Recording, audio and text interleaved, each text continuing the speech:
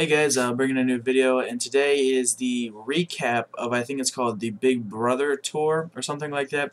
Happened last night. It was with Every Time I Die, the Chariot, and Kills and Thrills.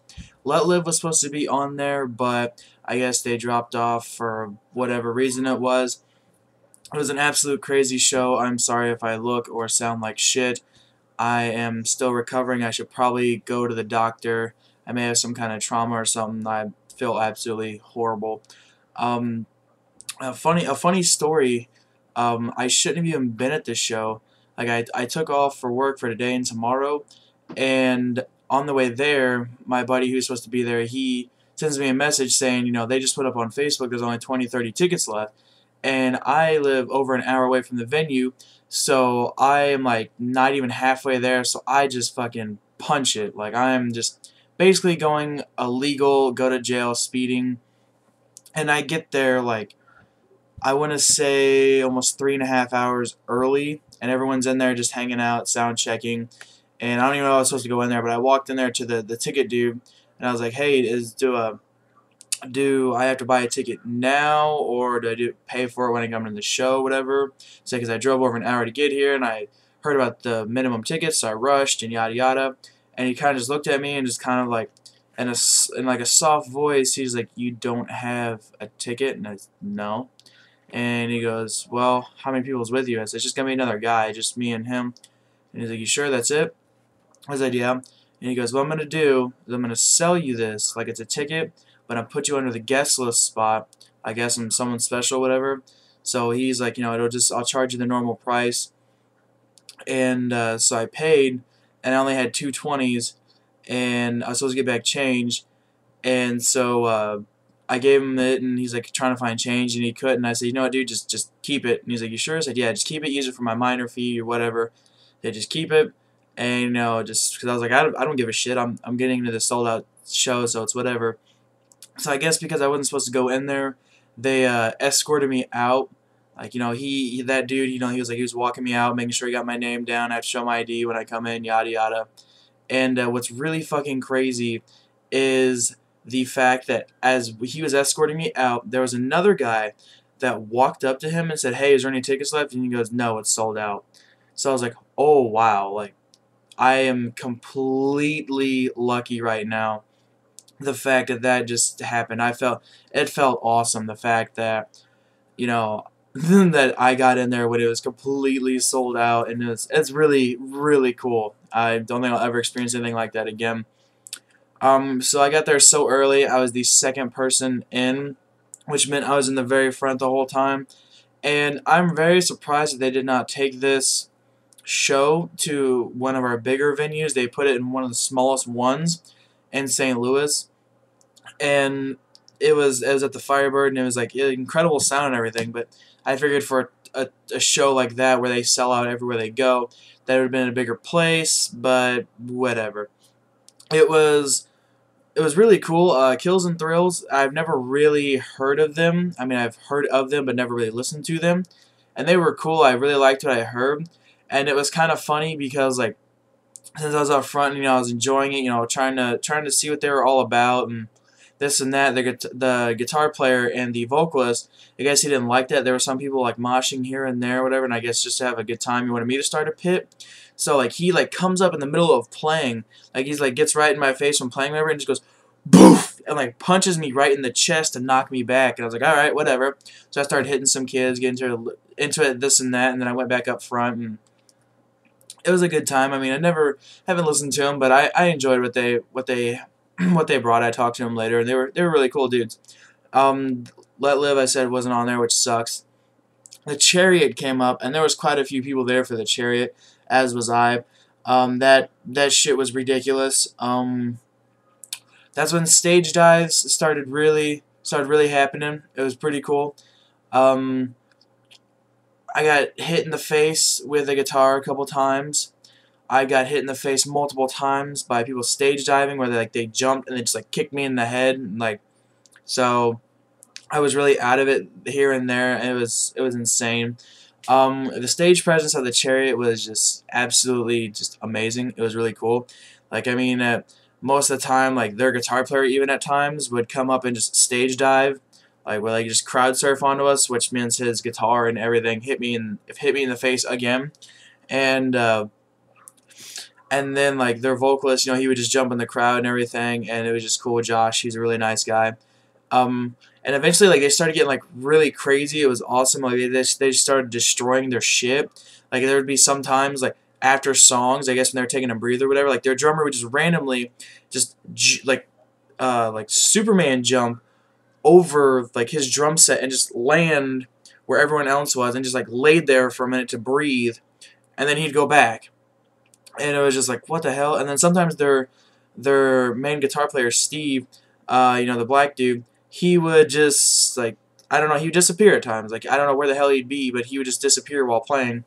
And then the coolest part of the whole show though is because it was a smaller venue, which means like the ceiling wasn't god awful high. It was just a normal ceiling, and because of there not being on stage, you know, you had a little bit of a boost. You could get to the ceiling. So that's what they did. They were hanging from the rafters at one point.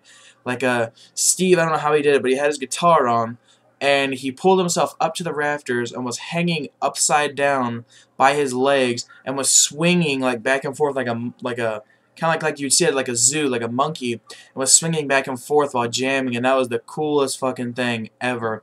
And then their vocalist at one point, Josh, he jumped up and was like swinging like King Kong, kind of like screaming, and it was cool.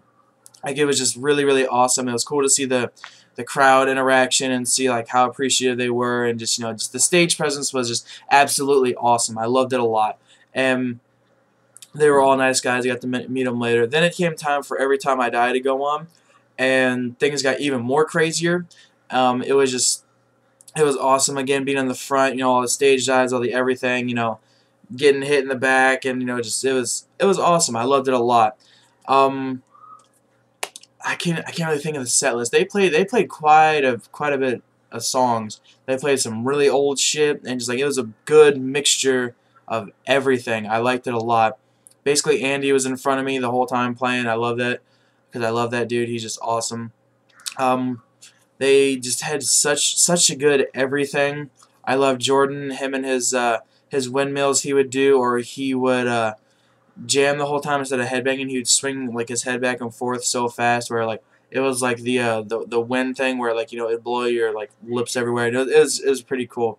They were all nice guys. After the show, I hung out there forever and talked to all of them. I mostly talked to Andy, and we just talked about whatever. Oh, and it was his birthday the other day, and he loves Skittles, so I brought him a 2-pound bag of Skittles, and the security wouldn't let me come back in, so I was talking to him for a while, and he had his tour manager come over there. He's like, hey, he's like, you need to go out there and with him, and he's got something for me, and then make sure he gets back in. So I thought that was really cool that he took the time to even do that. And it was also, I put on Instagram, you know, like hours before the show, that hey, I got this for, you know, Andy or whatever, and you know, I'll be bringing it to the show. And then like when I mentioned that, he's like, oh, you were the one on Instagram that said that. So the fact that he even knew what I was talking about was just super, super cool.